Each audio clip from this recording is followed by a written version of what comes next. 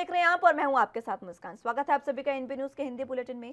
झारखंड के धनबाद में जिला और अतिरिक्त न्यायाधीश उत्तम आनंदकी की मौत ने अब नया मोड़ ले लिया है। मॉर्निंग वॉक पर निकले जिला और सत्र न्यायाधीश उत्तम आनंद की दुर्घटना में मौत का जो सीसीटीवी फुटेज सामने आया है उससे काफी हद तक ये साफ हुआ है कि ऑटो ने टक्कर जानबूझकर मारी है। दरअसल जज उत्तम आनंद धनबाद शहर में गैंगस्टर अमन सिंह समेत 15 से ज्यादा माफियाओं का केस देख रहे थे और हाल ही में उन्होंने कई गैंगस्टर की जमानत याचिका को ठुकरा दिया था। शुरुआत में ये मामला हिट एंड रन केस के रूप में सामने आया था, लेकिन अब घटना का सीसीटीवी फुटेज जारी होने के बाद ये साजिशन मर्डर का मामला लगा है। मामले में 3 आरोपियों की गिरफ्तारी भी हो चुकी है। वहीं पुलिस आगे की जांच में जुट गई है।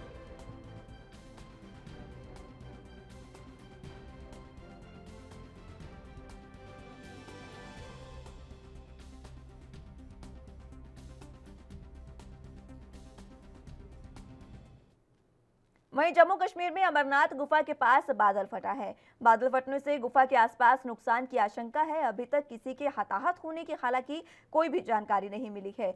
बादल फटने के समय गुफा में कोई भी यात्री मौजूद नहीं था। हालांकि बीएसएफ, सीआरपीएफ और जम्मू पुलिस के कैंप को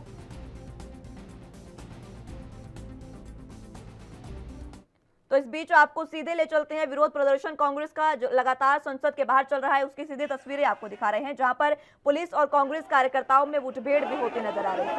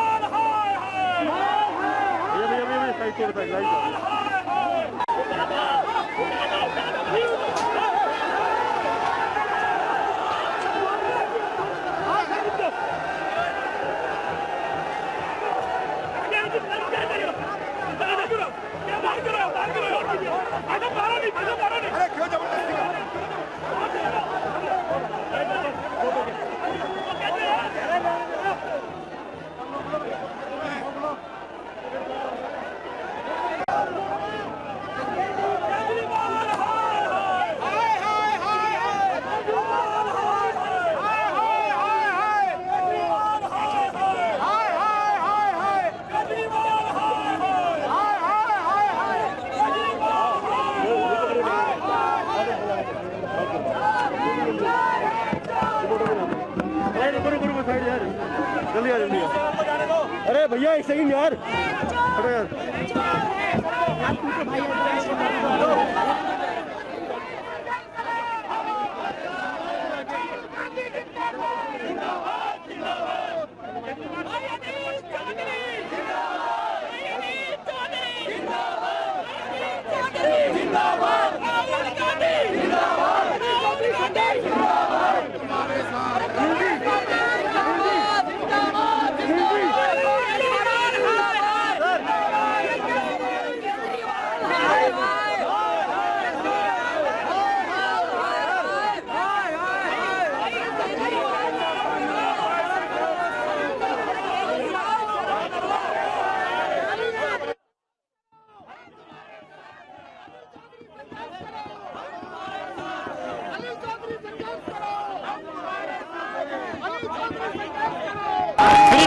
अपनी हरकत में आपने फिर बीमारी दे दी। कोविड फेलियर, लाखों मौतें हो गई, सांसों के लिए लोग तरसते रहे, एक अस्पताल नहीं बना अरविंद से। दिल्ली की सड़क हालत है, अंडरब्रिज में पानी भरा हुआ है और अरविंद केजरीवाल कहते हैं सब कुछ ठीक है। सब कुछ ठीक नहीं है, इसीलिए हम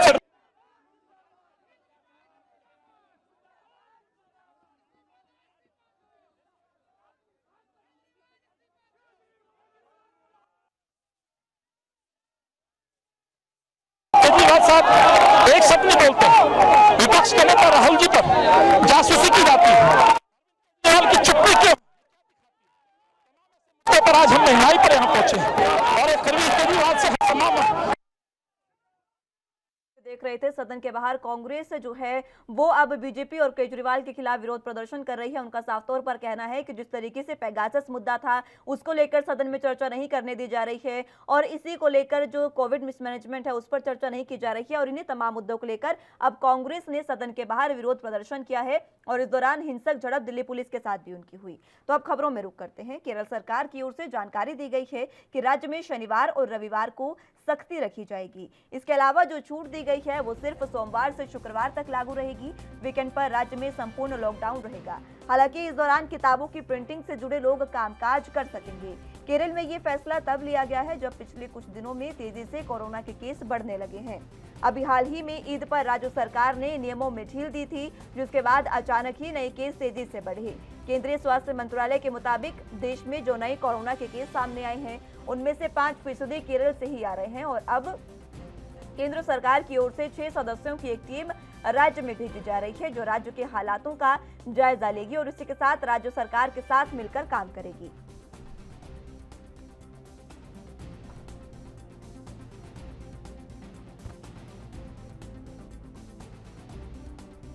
वहीं केंद्रीय मंत्री मुख्तार अब्बास नकवी ने कहा है कि अफसोस की बात है कि केरल में कोरोना के मामलों में लगातार बढ़ोतरी हो रही है। केरल में कोरोना बढ़ेगा तो उसके आसपास के इलाकों में भी बढ़ेगा। केंद्र सरकार केरल की पूरी मदद भी करेगी। बिना सियासी जमीन के सामंती जमींदारी के हवाई हंगामा, इससे ज्यादा कुछ नहीं। और बिना सियासी जमीन के अगर सामंती जमींदारी का हवाई हंगामा हो तो उसका तो कोई अंत नहीं होता। लेकिन इतना ज़रूर है, संतोष की बात है कि ज़्यादातर विपक्ष में जो पार्टियां हैं वो सदन को सुचारू रूप से चलाए जाने के पक्ष में है, चर्चा के पक्ष में है, डिबेट के पक्ष में है, डिस्कशन के पक्ष में है।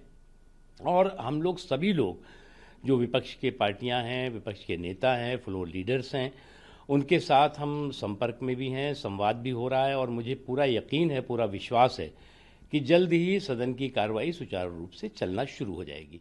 देखिए, जो वैक्सीनेशन को लेकर के कुछ तो राजनीतिक कारणों से भी था, कुछ अन्य कारणों से भी था, जो अफवाहें फैलाई गई, आशंकाएं फैलाई गई, उसमें कुछ इलाकों में इसको लेकर के थोड़ा सा ढीलापन और धीरापन दिखाई पड़ा वैक्सीनेशन को लेके। लेकिन जैसे हमारी मंत्रालय ने ही जान है तो जहान है अभियान चलाया। सभी रिलीजियस लीडर, सभी सांस्कृतिक क्षेत्र में, सामाजिक क्षेत्र में जो काम करने वाले लोग हैं, उन्होंने उसमें बढ़ चढ़ के हिस्सेदारी की और बहुत से ज़्यादा बहुत क्षेत्रों में जहाँ पर कि वैक्सीनेशन को लेकर के किसी भी तरह का भय था, किसी भी तरह का भ्रम था, वो ख़त्म हुआ है।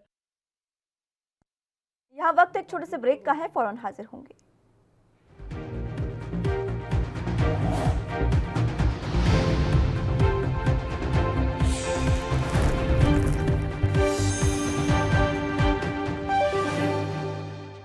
ब्रेक के बाद एक बार फिर से स्वागत है आप सभी का।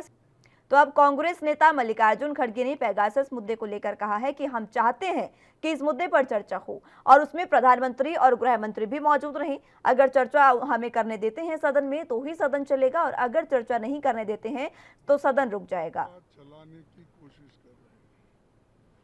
सिर्फ हम यही चाहते हैं पेगासस इशू पे डिस्कशन हो और उस डिस्कशन के लिए प्रधानमंत्री और अमित शाह जी हाजिर रहे या कम से कम दोनों में से एक तो रहे। फिर जब चर्चा होती है उससे जो निष्कर्ष निकलेगा या सभी पार्टी जो कुछ नई बातें, पुरानी बातें उसमें से कहेंगे, उसके ऊपर फिर वो निर्णय ये होगा। वहीं राजीव रंजन ने कई मुद्दों को लेकर हमला बोला है। उन्होंने कांग्रेस पर भी हमला किया है और साथ ही अनिल देशमुख को लेकर भी बयान दिया है। क्या कुछ उन्होंने कहा है, सुनाते हैं आपको। के बल पर अगर हिंदुस्तान में विपक्ष अपनी राजनीति करना चाहता है तो जनता सब कुछ समझ रही है। एक तरफ केंद्र सरकार ने मानसून सत्र के बाद पेगासस पर स्टैंड साफ करने की बात कही, दूसरी तरफ लगातार कोविड को लेकर कहीं न कहीं विपक्ष की ओर से निशाने साधे जाते रहे हैं केंद्र सरकार के खिलाफ। और जिस तरह से किसानों का सवाल है, महंगाई है, मुद्रास्फीति है, इन सवालों पर बाहर शोरगुल या कोलाहल करने के बजाय संसद से बेहतर कोई मंच नहीं हो सकता था जो जनता की गाढ़ी कमाई से संचालित हो रहा है। लेकिन लगातार इसे बाधित करने की कोशिशें विपक्ष ने की और सत्र नहीं चलने दिया। और इसके पहले जब कोविड को लेकर प्रधानमंत्री जी ने सर्वदलीय बैठक का आमंत्रण दिया, उसमें भी लोग शामिल नहीं हुए। इस कोविड प्रबंधन को लेकर सभी दलों को आमंत्रित किया। सर्वदलीय बैठक में कांग्रेस समेत विपक्षी दल नहीं पहुंचे। संसद के सत्र का जिस तरह से नुकसान हुआ है, कहीं न कहीं एक ऐसी परिस्थिति है कि पिछले अनेक सत्र विवादों और गत्यावरोध के शिकार हो चुके हैं। दरअसल हिंदुस्तान की जो बड़ी समस्याएं हैं, उन समस्याओं पर केंद्र सरकार और विपक्ष का नजरिया क्या है, जनता ये जानना चाहती है। और उस राजनीति में जो वरिष्ठ पदों पर, संवैधानिक पदों पर बैठे राजनेता हैं, उनसे इस तरह के आचरण की अपेक्षा नहीं की जा सकती है। और जो प्रथम दृष्टया जो भी उनके खिलाफ आरोप हैं, वो कहीं न कहीं उनके पूरे कैरियर के समाप्ति का इशारा कर रहे हैं। उनके लिए कठिनाइयां शुरू हो सकती हैं, इसलिए कि साक्ष्य उनके खिलाफ बनते दिखे। वक्त एक छोटे से ब्रेक का है, फौरन हाजिर होंगे।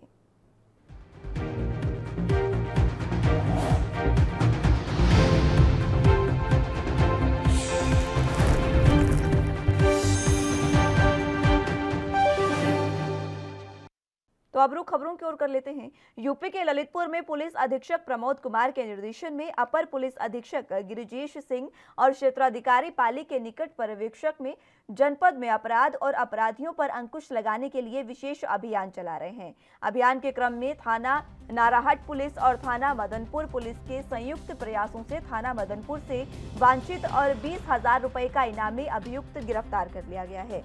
पुलिस की इस कार्रवाई से क्षेत्र में हड़कंप का माहौल है और बदमाशों ने पुलिस के खौफ से क्षेत्र छोड़ दिया है।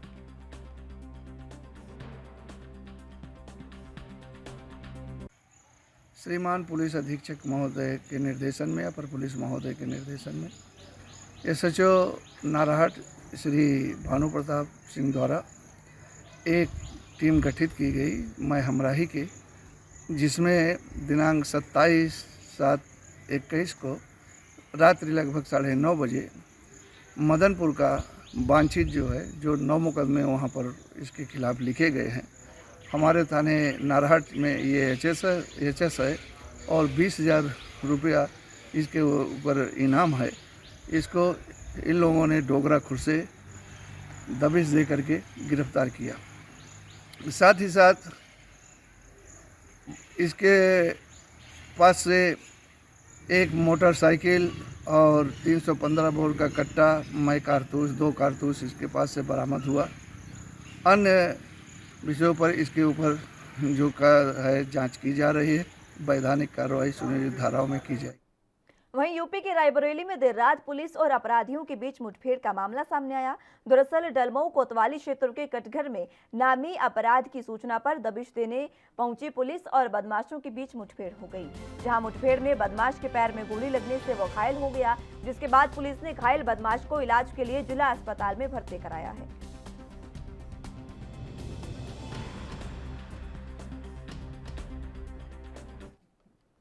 वहीं यूपी के हापुड़ में बच्चों के विवाद को लेकर 2 पक्षों में जमकर लाठी डंडे चलने का मामला सामने आया।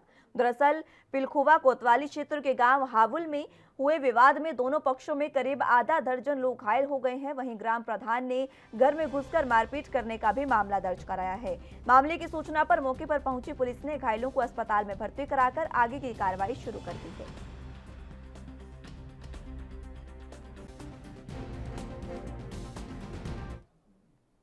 वहीं वहीं पंजाब के रूपनगर में तेज बारिश के चलते कई घरों में पानी घुस गया। वहीं घर में रखा सामान भी और बेड सब कुछ पानी में डूब गया है। लोगों को गर्मी से राहत तो मिली है, लेकिन कई इलाकों में बारिश आफत बनकर बरसी। वहीं जिन घरों में पानी घुसा उन लोगों ने बताया है कि ये नगर काउंसिल के चलते उनके घरों में पानी घुसा है, क्योंकि जो गली की सड़कें बनाई जा रही है वो सड़क काफी ऊंची है और घर नीचे हो गए हैं। कई बार काउंसिल को बोला जा चुका है, मगर कोई भी हल इसका नहीं हो पाया है।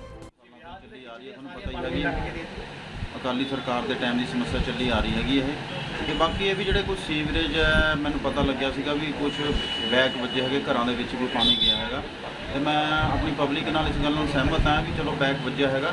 तो अज मैं अपने वार्ड के भी जाके ਜਿਹੜੇ घरों के बैक वजया सीगा, तो मैं अपनी सीवरेज की टीम लैके सारी तो उस घरों के जाके सारे मेन होल चैक किए गए हैं, चैक करके आए सारे।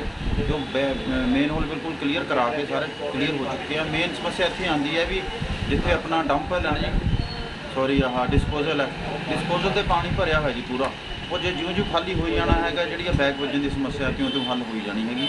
तो मैं ये पहल के आधार पर जो भी समस्या का हल लगे हुए ने मैं कहा सीगा भी गली ना चुको ऊंची भी 4 इंची पहले ही छोटियां पैपां पईयां हुईयां, इन्होंने ठेकेदार ने अपनी मनमर्जी करी है। फिलहाल के लिए इस बुलेटिन में मेरे साथ बस इतना ही। देश दुनिया की ताज़ा तरीन खबरों से वाकिफ रहने के लिए आप जुड़े रहिए एनबी न्यूज़ के साथ। नमस्कार।